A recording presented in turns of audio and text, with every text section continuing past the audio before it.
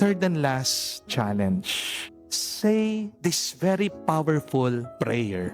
It is simple and yet it is full of power. Say, yes, Lord.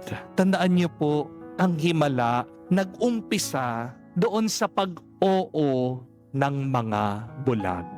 Hindi nag-uumpisa ang milagro sa palusot. Do you want miracles in your life? Then start saying yes to God. Stop saying your excuses.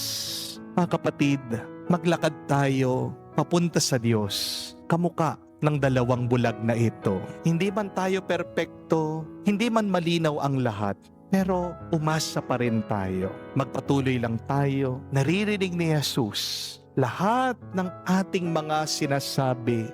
Kaya naman, magpatuloy lang tayo. Dahil pagdating ng panahon, masaka maririnig mo din mga salita ng ating Panginoon. Let it be done to you according to your faith.